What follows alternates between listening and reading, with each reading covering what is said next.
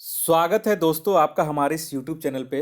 दोस्तों, जैसा कि आप सभी जानते हैं कि जो 66वीं बीपीएससी का पीटी का एग्ज़ाम था, उसके लिए मैंने अपने चैनल के माध्यम से और टेलीग्राम चैनल के माध्यम से आप लोगों की मदद की थी। और आप लोगों ने बहुत अच्छा रिस्पांस दिया था, बहुत प्यार दिया था हमारे टेलीग्राम चैनल को, यूट्यूब चैनल को, और उसी के बदौलत ग्रो किया था।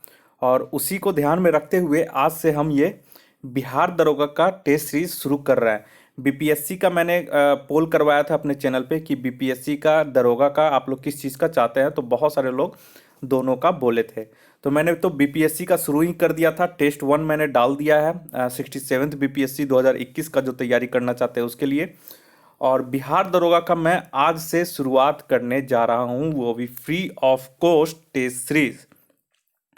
कुछ का पीडीएफ जो टेस्ट सीरीज होगा वो मैं अपने टेलीग्राम चैनल पे ही शेयर करता हूँ। जनरली जो भी पीडीएफ मुझे शेयर करना रहता है उसका मैं लिंक यूट्यूब चैनल पे ना दे करके अपने टेलीग्राम चैनल पे सेंड कर देता हूँ। वहाँ से मुझे बहुत सुविधा होती है।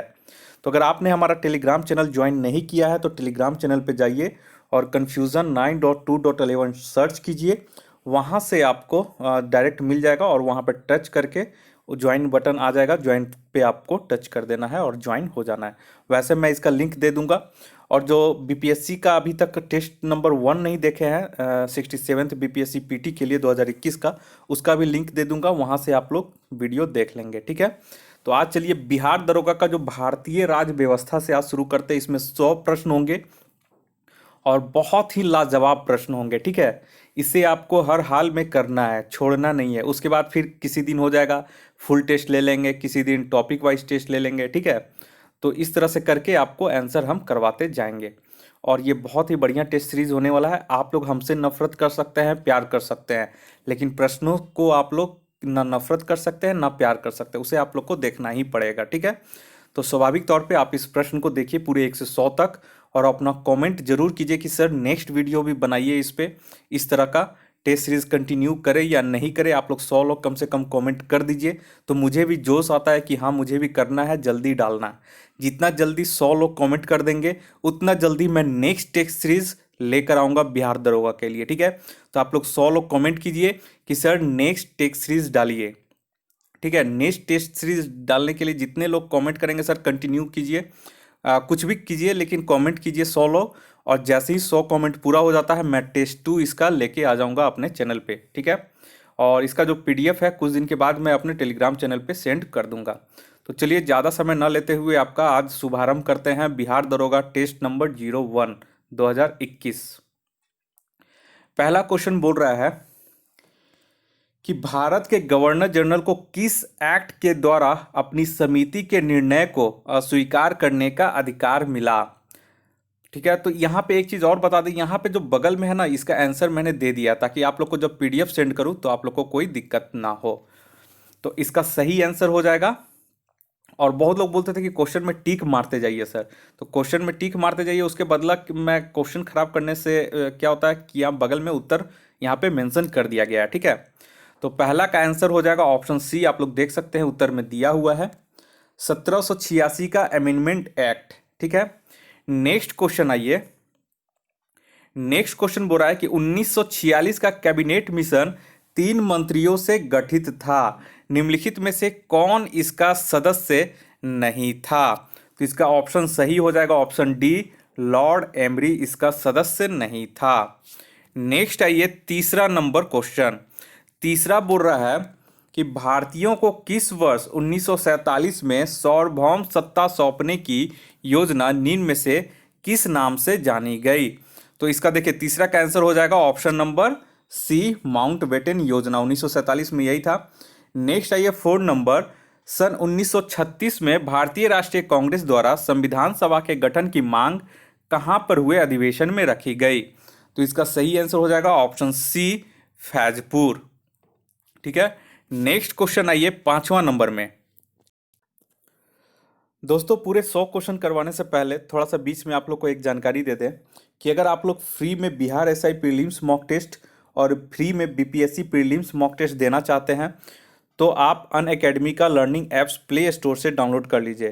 तो प्ले स्टोर में जाइए और अनअकैडमी लर्निंग ऐप्स डाउनलोड कर लीजिए। वहाँ पे आप लोग अपना एवरी सैटरडे को free Bihar SI prelims mock test दे सकते हैं एवरी सैटरडे को, और ये पूरे 24 घंटा के लिए लाइव रहता है, आप कभी भी इंटर हो सकते हैं एग्जाम में। उसी तरह free BPSC prelims mock test every Sunday को लिया जाता है, यहाँ पे भी पूरे 24 घंटा के लिए लाइव रहता है, आप किसी भी समय बीपीएससी का संडे को टेस्ट दे सकते हैं। और डेली यहाँ पे T20 टेस्ट सीरीज चलता है जो मंडे टू फ्राइडे होता है, इसमें 20 मिनट में 20 प्रश्न दिए जाते हैं, और आप उसको टाइम है इसका 8 PM में, और मंडे टू फ्राइडे इसका है, ठीक है। उसके साथ ही आपको पूरा फ्री प्लान के तहत weekly 300 plus free live classes मिल जाएंगे, और वीकली फ्री मॉक टेस्ट मिलेगा, free live quiz with 20,000 plus question मिलेंगे, daily T20 free live quizzes मिलेंगे। इसको ज्वाइन करने के लिए आप क्या कीजिए, सबसे पहले प्ले स्टोर में जाइए, और प्ले स्टोर में जाने के बाद आप अन अकेडमी लर्निंग ऐप्स डाउनलोड कर लीजिए। वहाँ पे गोल में आप बीपीएससी सेलेक्ट कर लीजिएगा या बिहार एसआई जो भी आप देना चाहते हैं। तो बीपीएससी मान लीजिए सेलेक्ट कर लिए, उसके बाद जो भी टेस्ट सीरीज देना चाहते हैं या फिर लाइव क्लासेस ज्वाइन करना चाहते हैं तो हमारा वो लॉक रहेगा, ठीक है। तो उसको अनलॉक करने के लिए आप इंटर कोड में आप CFN 9 to 11, यहाँ पे दिख रहा होगा आपको CFN 9 to 11 सर्च करके उसको अनलॉक कर लीजिएगा, ठीक है। अनलॉक का नीचे दिखा रहा होगा, वो ब्लू में हो जाएगा, आप उसको अनलॉक कर सकते हैं।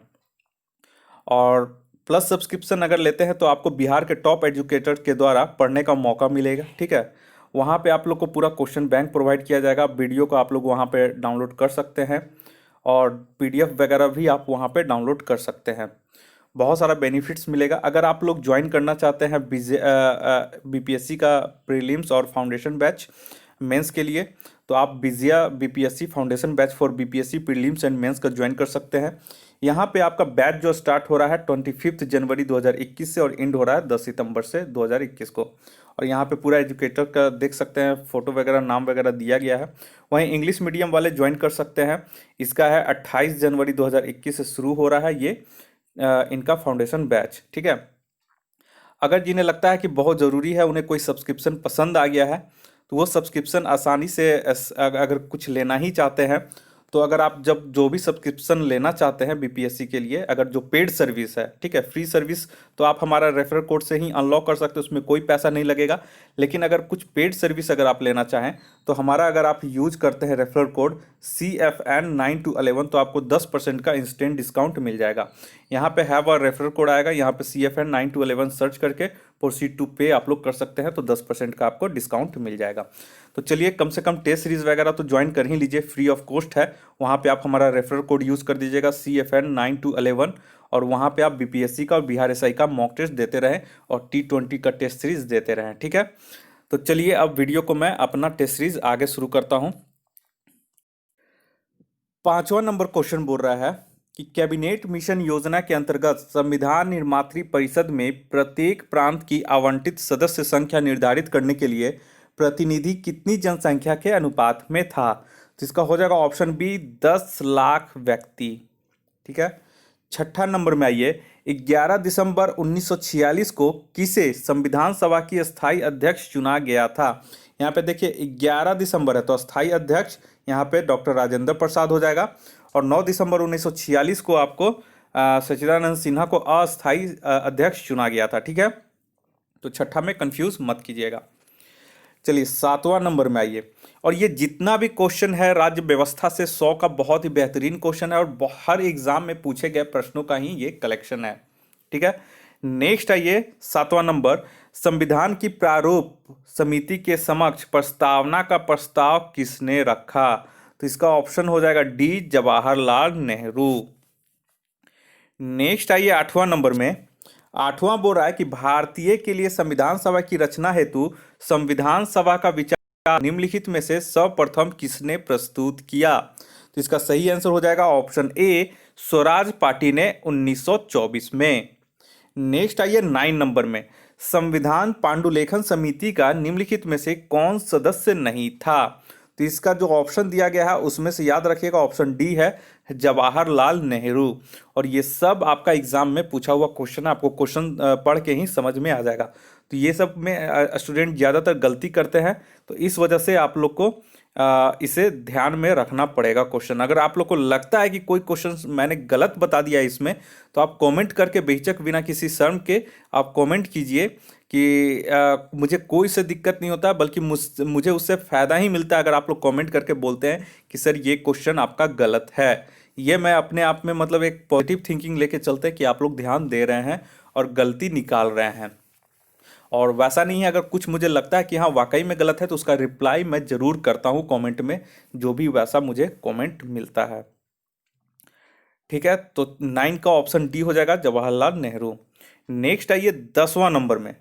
10वां बोल रहा है निम्नलिखित में से वे दो शब्द कौन से हैं जिनका समावेशन 42वें संशोधन द्वारा संविधान की उद्देशिका में किया गया था। तो यहाँ पे ऑप्शन सी हो जाएगा, समाजवादी और धर्मनिरपेक्ष। 11 नंबर आइए। 11 नंबर बोल रहा है कि निम्नलिखित में से कौन सा शब्द भारत के संविधान की उद्देशिका में नहीं है। तो 11 के यहाँ पे ऑप्शन देख लेते हैं हम लोग।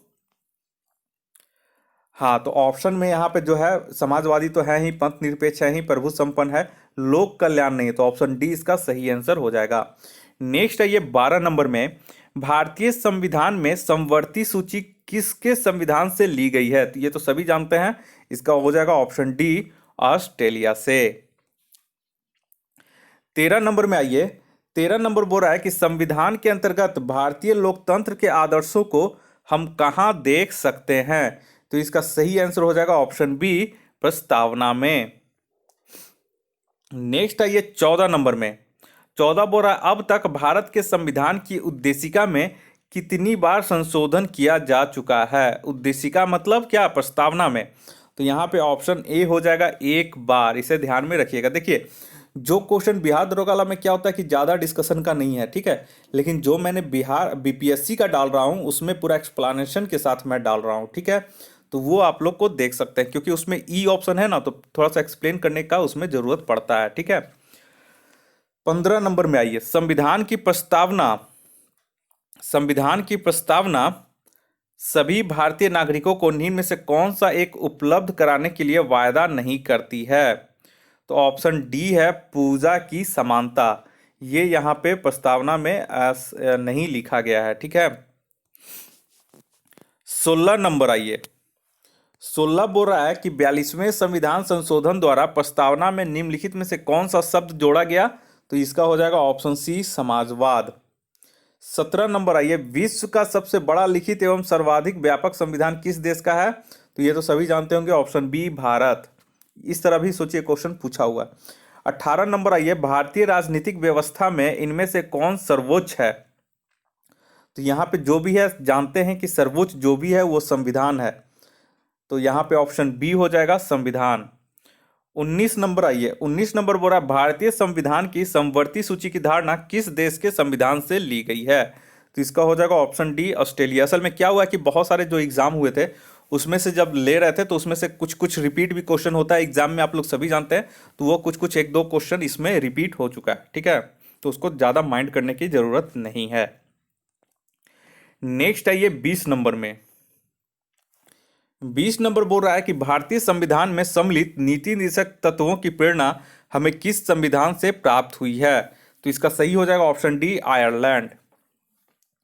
21 नंबर आइए। राष्ट्रपति द्वारा राज्यसभा के सदस्यों के नामांकन का नियम किस देश के संविधान से लिया गया है। ये 21 नंबर बहुत ही इंपॉर्टेंट है, ये बहुत लोग गलती करते हैं, तो इसका सही हो जाएगा ऑप्शन बी, आयरलैंड। राष्ट्रपति द्वारा राज्यसभा के सदस्यों के नामांकन का नियम किस देश के संविधान से लिया गया था। तो इसका सही आंसर हो जाएगा ऑप्शन बी, आयरलैंड। नेक्स्ट आइए 22 नंबर में। 22 बोल रहा है कि राज्य के नीति निर्देशक तत्व किस देश के संविधान के आधार पर निर्मित किए गए हैं। तो ये ऑप्शन सी हो जाएगा, आयरलैंड। 23 नंबर आइए। भारतीय संविधान में मूलभूत अधिकार किस संविधान से लिए गए थे। तो मूलभूत अधिकार ये हो जाएगा, संयुक्त राज्य अमेरिका, ऑप्शन ए हो जाएगा। 24 नंबर आइए। भारतीय संविधान में मौलिक अधिकारों की व्यवस्था किस देश के संविधान से ली गई है। तो इसका सही हो जाएगा ऑप्शन बी, संयुक्त राज्य अमेरिका। मौलिक अधिकारों की व्यवस्था अगर पूछेगा तो संयुक्त राज्य अमेरिका से ली गई है। 25 नंबर आइए। संविधान के किस भाग में तीनों सोपानों में पंचायतें बनाने की परिकल्पना की गई है। बहुत इंपॉर्टेंट क्वेश्चन है, ऑप्शन ए, भाग 9। संविधान का भाग पूछ रहा है, अनुसूची नहीं, तो भाग 9 हो जाएगा यहाँ पे। 25 नंबर भी आप लोग, बहुत इंपॉर्टेंट क्वेश्चन है, अच्छे से इसे याद कर लीजिएगा। नेक्स्ट आइए 26 नंबर। 26 बोल रहा है कि भारतीय नागरिकों के मूल कर्तव्यों का विवरण संविधान के किस भाग में दिया गया है? तो इसका हो जाएगा ऑप्शन बी, भाग 4 का क में। 27 नंबर आइए, संविधान की किस अनुसूची में प्रत्येक राज्यों तथा संघ राज्य क्षेत्रों के लिए राज्यसभा में स्थानों के आवंटन की सूची है? तो इसका सही आंसर हो जाएगा ऑप्शन डी, चतुर्थ अनुसूची, यानी कि फोर्थ शेड्यूल। तो 27 नंबर बहुत इंपॉर्टेंट क्वेश्चन है, आप लोग इसे नोट करते जाइएगा। 28 नंबर में आइए, दल बदल के आधार पर निर्वाचित सदस्यों की अयोग्यता संबंधित विवरण संविधान के किस अनुसूची में दिया गया है? तो ये तो सभी जानते होंगे, ऑप्शन सी हो जाएगा, 10वीं अनुसूची। 29 नंबर में आइए, भारतीय संविधान का कौन सा अनुच्छेद राष्ट्रपति के पद के लिए पुनः निर्वाचन की योग्यताएं निर्धारित करता है? तो ये हो जाएगा ऑप्शन डी, अनुच्छेद 57। इसे भी आप लोग नोट करते जाइए, ये सब बहुत इंपॉर्टेंट क्वेश्चन है, ठीक है। तो ये अनुच्छेद 57 हो जाएगा 29 नंबर। कॉपी पेन ले लीजिए और कुछ जो मैं इंपॉर्टेंट बोल रहा हूं स्टॉप कर लीजिए, और जो आप नोट्स बनाते हैं उसमें इसे नोट करते जाइए। नेक्स्ट आइए 30 नंबर में, संविधान की 6ठी अनुसूची इनमें से किस राज्य में लागू नहीं होती है? तो इसका है आंसर ऑप्शन डी, मणिपुर। 6ठी अनुसूची बाकी सब में इसमें लागू है, असम में, त्रिपुरा में, मेघालय में, ठीक है। ये जनजाति से संबंधित है, कुछ उनको अधिकार दिया जाता है, उसी का है इसमें। तो मणिपुर में ये लागू नहीं होती है। तो ये बहुत इंपॉर्टेंट क्वेश्चन है, 30 नंबर भी आप लोग इसे नोट कर लीजिए। 31 नंबर आइए, भारत के संविधान की किस अनुसूची में विभिन्न राज्यों में अनुसूचित क्षेत्रों के प्रशासन और नियंत्रण के लिए विशेष उपबंध है? तो 31 का सही आंसर हो जाएगा ऑप्शन बी, 5वीं अनुसूची में। नेक्स्ट आइए 32 नंबर।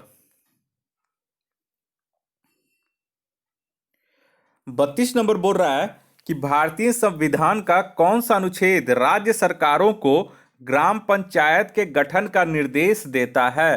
तो इसका सही हो जाएगा ऑप्शन डी, अनुच्छेद 40। यहां पे गठन पूछ रहा है, इसलिए अनुच्छेद 40 हो जाएगा। 33 नंबर आइए, संविधान के किस अनुच्छेद के अंतर्गत लोक सेवा आयोग के सदस्य को हटाया जा सकता है? लोक सेवा आयोग के सदस्य को हटाया जा सकता है। तो इसका सही हो जाएगा ऑप्शन सी, 315, ठीक है, सॉरी 317। हटाया जा सकता है तो 317 हो जाएगा, ठीक है। तो ये भी बहुत इंपॉर्टेंट क्वेश्चन है, 33 नंबर आप लोग जरूर से जरूर याद कर लीजिएगा। 34 नंबर आइए, 500 से अधिक रजवाड़ों देशी रियासतों के भारत के विलय के लिए कौन उत्तरदायी था? तो ये तो सभी जानते हैं, ऑप्शन सी हो जाएगा, सरदार वल्लभ भाई पटेल। 35 नंबर आइए, भारतीय संविधान के अंतर्गत निम्नलिखित में से कौन सा अनुच्छेद संसद को राज्य सूची के विषय में संबंध में विधि बनाने की शक्ति प्रदान करता है? तो ये हो जाएगा ऑप्शन डी, अनुच्छेद 249। ये भी बहुत इंपॉर्टेंट क्वेश्चन है, इसे भी आप लोग नोट कर लीजिएगा। अगर आप लोग बीपीएससी की या फिर बिहार दरोगा की या फिर बिहार से संबंधित किसी भी एग्जाम की तैयारी कर रहे हैं, तो ऐसा नहीं है कि ये बिहार दरोगा का टेस्ट सीरीज मैं बोल के चला रहा हूँ, तो ऐसा नहीं है कि कुछ किसी दूसरे एग्जाम के लिए इंपॉर्टेंट नहीं है। ये सारे एग्जाम के लिए बिहार में होने वाले एग्जाम में ये बहुत इंपॉर्टेंट है। अगर आप बीपीएससी की भी तैयारी करना चाहते हैं तो ये आप लोग टेस्ट सीरीज हमेशा देखें। जो भी मैं टेस्ट सीरीज डालता हूँ उसी के अकॉर्डिंग मैं रखता हूँ, ठीक है। तो आप लोग जो भी बीपीएससी बिहार दरोगा का तैयारी कर रहे हैं, इस वीडियो को जरूर पूरा देखें, और कभी भी इसको स्किप मत करके देखिएगा, क्योंकि स्किप करने से क्या होता है कि आप लोग को लगता है कि बहुत इजी है, कुछ क्वेश्चन इजी हो जाता है, कुछ टफ हो जाता है, ठीक है। सब मिला जुला के इसमें सेट किया जाता है। 36 नंबर आइए, राज्य पुनर्गठन आयोग की सिफारिशों के अनुसार भारतीय राज्यों का व्यापक पुनर्गठन कब पूरा किया गया था? तो इसका सही हो जाएगा ऑप्शन बी, 1956 ईस्वी में। 37 नंबर आइए, संविधान के किस अनुच्छेद में संविधान के संशोधन की प्रक्रिया का उल्लेख है? तो इसका हो जाएगा ऑप्शन डी, अनुच्छेद 368, मतलब अनुच्छेद 368 में। 38 नंबर में आइए, भारतीय संविधान निम्नलिखित में से कौन सी नागरिकता प्रदान करती है? तो यहां पे ऑप्शन ए हो जाएगा, एकल नागरिकता। दोहरी नागरिकता जो है संयुक्त राज्य अमेरिका में दिया जाता है, भारत में है केवल एकल नागरिकता। 39 नंबर आइए। 39 बोल रहा है कि नागरिकता प्राप्त करने के लिए शर्तें निर्धारित करने वाला सक्षम निकाय कौन सा है? तो इसका सही आंसर हो जाएगा ऑप्शन सी, संसद। 40 नंबर आइए। मौलिक अधिकारों के बारे में सुनवाई करने का अधिकार निम्न को प्रदान किया जाता है। तो इसका सही हो जाएगा ऑप्शन ए, सर्वोच्च न्यायालय। तो मौलिक अधिकारों का हनन होता है तो आप लोग डायरेक्ट सर्वोच्च न्यायालय में जा सकते हैं। 41 नंबर आइए। भारतीय संविधान के अंतर्गत मूल अधिकारों का संरक्षक कौन है? तो इसका ऑप्शन हो जाएगा ऑप्शन सी, न्यायपालिका। नेक्स्ट 42 नंबर क्वेश्चन में आइए। भारत के संविधान का निम्नलिखित में से कौन सा अनुच्छेद प्रेस की स्वतंत्रता से संबंधित है? तो ये भी हाल में बहुत क्वेश्चन ये रहा था, तो ये अनुच्छेद 19 के तहत आता है। इसका सही ऑप्शन ए हो जाएगा। 43 नंबर में आइए। निम्नलिखित में से कौन सा अधिकार भारतीय संविधान के अनुच्छेद 32 के अंतर्गत प्रवर्तित किए जा सकते हैं?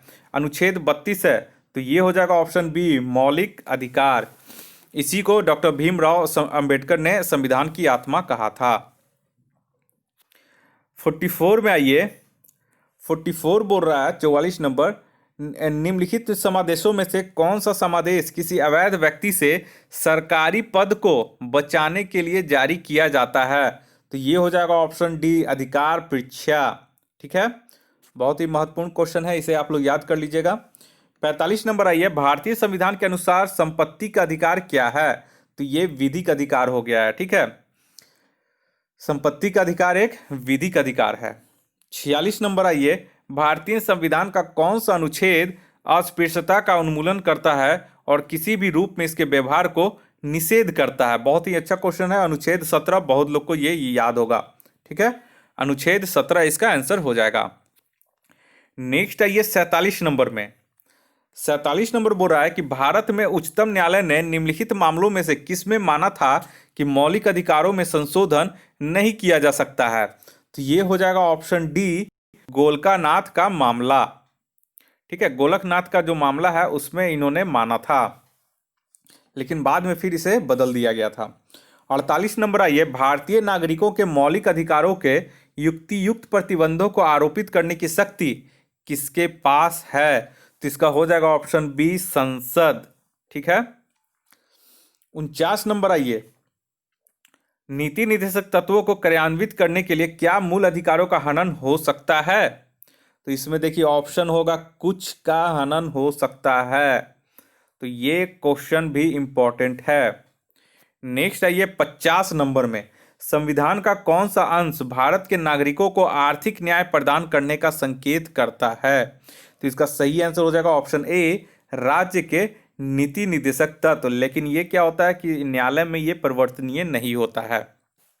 ठीक है, नेक्स्ट आइए 51 नंबर। 51 बोल रहा है कि राज्य के नीति निर्देशक सिद्धांतों के अनुसार किस आयु तक के बच्चों को निःशुल्क एवं अनिवार्य शिक्षा देने की आशा की जाती है? तो इसका हो जाएगा ऑप्शन ए, 14 वर्ष तक के बच्चों को। नेक्स्ट आइए 52 नंबर। 52 में आइए। राज्य के नीति निर्देशक सिद्धांतों में से किस अनुच्छेद का संबंध अंतर्राष्ट्रीय शांति और सुरक्षा के संवर्धन से है? तो ये बहुत लोग को याद हो गया होगा। अब ऑप्शन बी हो जाएगा, अनुच्छेद 51। नेक्स्ट आइए 53 नंबर। नागरिकों के मूलभूत कर्तव्यों की सिफारिश किस समिति ने की थी? तो इसका सही हो जाएगा ऑप्शन डी, स्वर्ण सिंह समिति ने। 54 नंबर आइए। भारतीय संविधान में मौलिक कर्तव्यों की सूची निम्नलिखित में से किस भाग के रूप में जोड़ी गई थी? तो इसका हो जाएगा ऑप्शन ए, 4, भाग 4 के रूप में इसे जोड़ी गई थी। 55 नंबर आइए। भारत के प्रत्येक नागरिक का कर्तव्य होगा प्राकृतिक पर्यावरण का संरक्षण एवं सुधार। उपरोक्त कथन भारतीय संविधान के किस अनुच्छेद में संदर्भित है? बहुत ही महत्वपूर्ण क्वेश्चन है, इसे आप लोग नोट कर लीजिए। इसका हो जाएगा ऑप्शन ए, अनुच्छेद 21। नेक्स्ट आइए 56 नंबर में। 56 बोरा भारतीय संविधान के किस अनुच्छेद में भारतीय नागरिकों के मूल कर्तव्य शामिल हैं? तो इसका हो जाएगा ऑप्शन सी, 51 क में। 57 नंबर आइए। संसद के 2 क्रमिक अधिवेशनों के बीच अधिकतम कितने समय अंतराल की अनुमति है? तो ये ऑप्शन बी हो जाएगा 6 माह। 58 में आइए, यदि किसी सामान्य विधेयक पर राज्यसभा और लोकसभा के बीच गतिरोध आता है तो उसका समाधान कौन करेगा? तो ऑप्शन सी हो जाएगा, संसद का संयुक्त सत्र फिर बुलाना पड़ता है। ठीक है, तो इसका ऑप्शन सी हो जाएगा। 59 में आइए, एक वर्ष में कम से कम कितनी बार संसद की बैठक होना आवश्यक है? तो यहाँ पे ऑप्शन बी हो जाएगा 2 बार, क्योंकि अधिकतम जो है समय अंतराल 6 महीना का होना चाहिए, तो एक साल में कम से कम 2 बार बैठक बैठना होना आवश्यक है। 60 नंबर में आइए, 60 नंबर क्वेश्चन। 60 नंबर क्वेश्चन बोल रहा है कि राष्ट्रपति पद्धति में समस्त कार्यपालिका की शक्तियां किसमें निहित होती हैं? तो ये हो जाएगा ऑप्शन ए, राष्ट्रपति में। ठीक है। 61 नंबर आइए, राष्ट्रपति पद के चुनाव संबंधी विवाद को किसे निर्देशित किया जाता है? तो ये हो जाएगा ऑप्शन डी, उच्चतम न्यायालय। बहुत बार क्वेश्चन पूछा हुआ है। 62 में आइए, भारत में किसके चुनाव में अनुपातिक प्रतिनिधित्व चुनाव प्रणाली अपनाई जाती है? तो किसके चुनाव में, यहाँ पे ऑप्शन में देख लेते हैं 62 का। तो यहाँ पे हो जाएगा ऑप्शन डी, राष्ट्रपति। नेक्स्ट आइए 63 में, राष्ट्रपति को निम्नलिखित में से कौन पद और गोपनीयता का शपथ दिलाता है? तो ये हो जाएगा राष्ट्रपति को तो सर्वोच्च न्यायालय के न्यायाधीश हो जाएगा। ठीक है, यहाँ पे भारत का न्यायाधीश है तो वही भारत का सर्वोच्च न्यायालय का न्यायाधीश यहाँ पे सही आंसर हो जाएगा 63 में। 64 आइए, 64 बोल रहा है, जब राष्ट्रपति मृत्यु, त्यागपत्र, पदच्युत या अन्य कारणों से अपने कर्तव्य को नहीं निभा सकता है तो उपराष्ट्रपति कितने समय तक राष्ट्रपति के रूप में कार्य कर सकता है? तो ये हो जाएगा ऑप्शन सी, 1 वर्ष तक। ठीक है। 65 नंबर आइए, भारत के किस राष्ट्रपति की मृत्यु कार्यकाल पूरा करने से पूर्व ही हो गई थी? देखिए, इस तरह का क्वेश्चन आप देखेंगे हाल ही में बिहार दरोगा ईएसआई वगैरह में पूछा जा रहा था। ठीक है, तो इसी वजह से ये क्वेश्चन एक इसमें आ रहा है। ठीक है, तो इसका ऑप्शन सी हो जाएगा, डॉक्टर जाकिर हुसैन। बहुत ही महत्वपूर्ण क्वेश्चन है, इसे आप लोग 64 और 65 दोनों कॉपी में नोट कर लीजिए वीडियो को पॉज करके। 66 नंबर आइए, राष्ट्रपति द्वारा संसद के दोनों सदनों के लिए कुल कितने सदस्यों को नामित किया जा सकता है? तो संसद के दोनों सदनों के लिए, ठीक है, तो ऑप्शन हो जाएगा ए, 12 + 2 14। 67 आइए, 67 बोल रहा है, विदेशों को भेजे जाने वाले विभिन्न संसदीय प्रतिनिधि मंडलों के लिए व्यक्तियों का नामांकन निम्नलिखित में से कौन करता है? तो इसका सही हो जाएगा ऑप्शन सी, राष्ट्रपति। अब देखिए, आप लोग देख रहे होंगे कि कोई संसदीय प्रतिनिधि मंडल जा रहा है, बहुत लोग बोलते हैं मौज मस्ती करने जा रहा है, ये करने जा रहा है, सब उसी का, वैसा नहीं है। राष्ट्रपति डिसाइड करता है कि उस व्यक्तियों में से किसको सिलेक्शन करना है। तो इसका सही आंसर सी हो जाएगा, राष्ट्रपति। 67 भी बहुत महत्वपूर्ण क्वेश्चन है। 68 आइए, युद्ध अथवा भारत पर आक्रमण होने की स्थिति में निम्नलिखित में से कौन अंतिम रूप से आक्रमणकारी के विरुद्ध युद्ध की घोषणा कर सकता है? तो ये सभी जानते हैं, ऑप्शन डी होगा, राष्ट्रपति। 69 नंबर में आइए, राष्ट्रपति द्वारा जारी एक अध्यादेश संसद के सत्र शुरू होने के बाद कितने समय तक रखा जाना आवश्यक है? तो इसका ऑप्शन बी हो जाएगा, 6 सप्ताह। 70 नंबर आइए, अध्यादेश जारी करने का अधिकार राष्ट्रपति का कौन सा अधिकार है? तो यहां पे ये हो जाएगा ऑप्शन ए, विधायी। ठीक है, विधायी अधिकार है।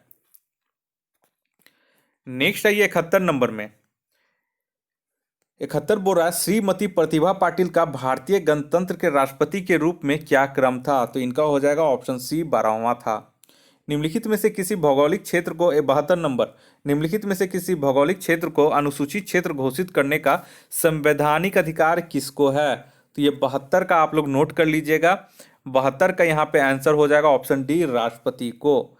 ये क्वेश्चन कुछ लोग गलती करते हैं, कुछ लोग संसद दे देता है तो संसद मार देते हैं। ठीक है, वैसा नहीं है, राष्ट्रपति ही कर सकते हैं।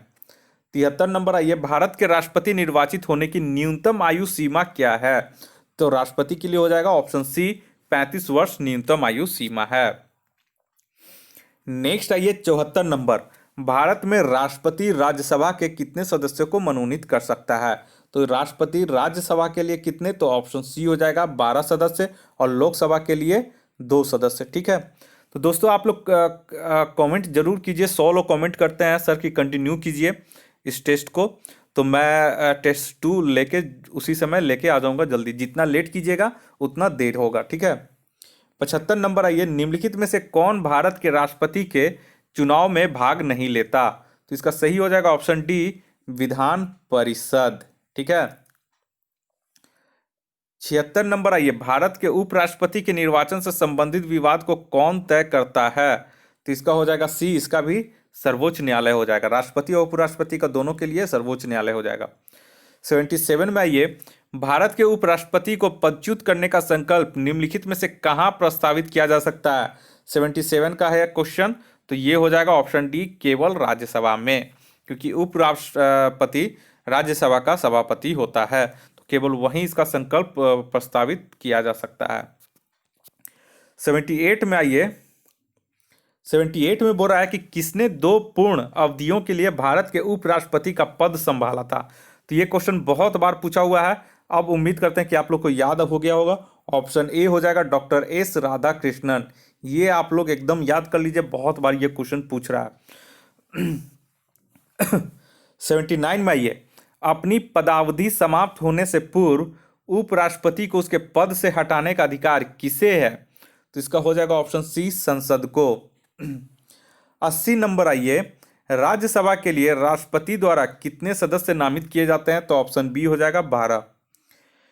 81 नंबर आइए, निम्नलिखित में से किस संघ शासित क्षेत्र का राज्यसभा में प्रतिनिधित्व है? तो ए हो जाएगा दिल्ली व पुदुचेरी में है, जो यहाँ पे आपको विधानसभा में मिल जाएगा और यहीं से राज्यसभा में प्रतिनिधित्व भी मिलता है। 82 नंबर आइए, निम्नलिखित में से किसकी अध्यक्षता असदस्य द्वारा की जाती है? असदस्य मतलब कि उसका सदस्य नहीं होता है, तो ऑप्शन बी हो जाएगा राज्यसभा। राज्यसभा की अध्यक्षता उपराष्ट्रपति करते हैं, जो इसका सदस्य नहीं होता है।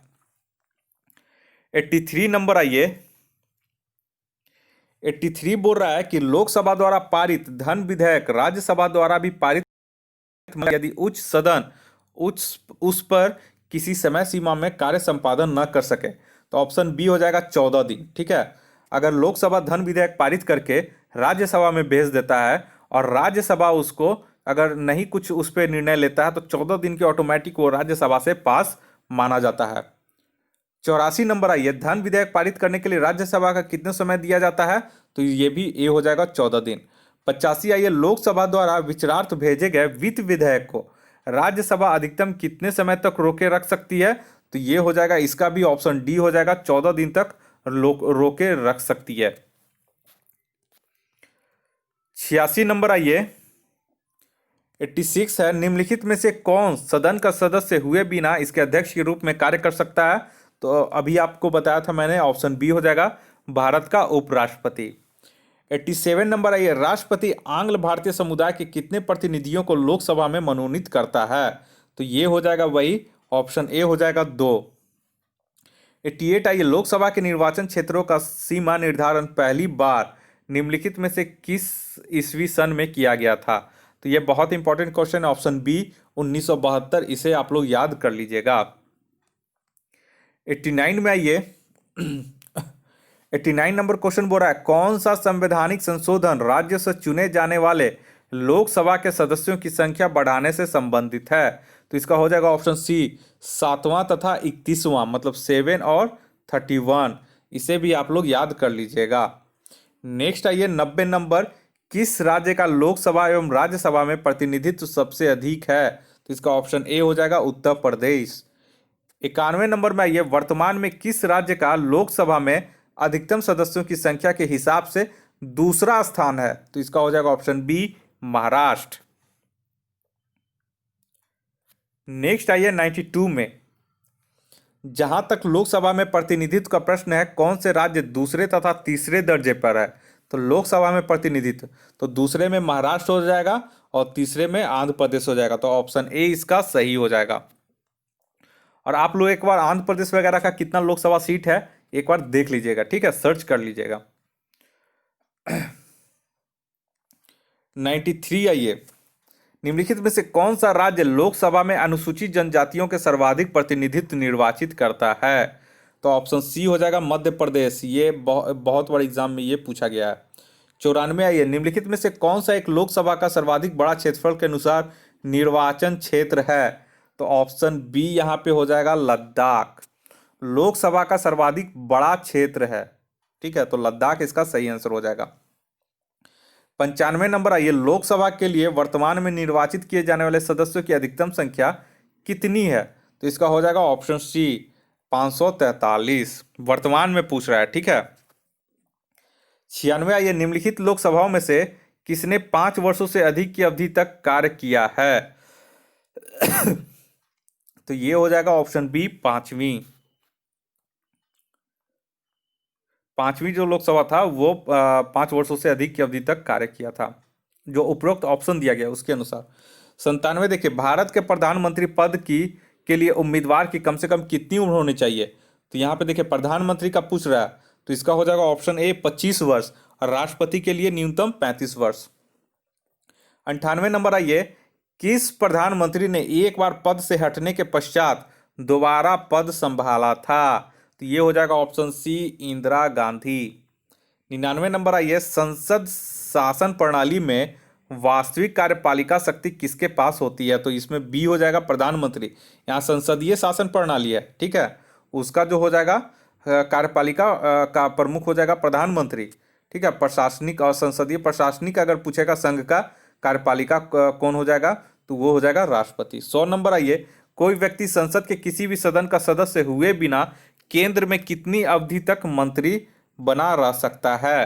तो ये हो जाएगा ऑप्शन बी 6 महीना, और 6 महीने के अंदर उसको फिर किसी क्षेत्र से चुनाव लड़के जीतना पड़ेगा, तभी वो फिर मंत्री रह सकता है।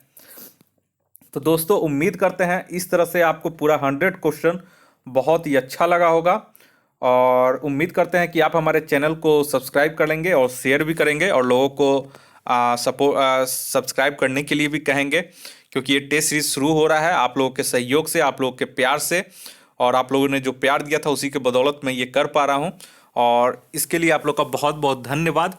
तो चलिए जल्दी से आप लोग कमेंट कीजिए कि सर कंटिन्यू इसे करना है, कब तक करना है। आप लोग 100 लोग कमेंट कर देते हैं तो मैं टेस्ट 2 इसका भी बना दूंगा, क्योंकि क्या होता है कि उससे मुझे हिम्मत मिलता है कि हाँ मुझे भी टेस्ट बनाना है। और जब ज़्यादा कमेंट कुछ करते नहीं है लोग, व्यूज़ भी ज़्यादा नहीं जाता है, तो फिर मैं भी धीरे धीरे थोड़ा सा क्या होता है कि छोड़ देता हूँ ऑनलाइन वीडियो अपलोड करना, और जो हमारे टेस्ट सेंटर पे ऑफलाइन जो चलता है उसी पे मैं ज़्यादा ध्यान देने लगता हूँ, ठीक है।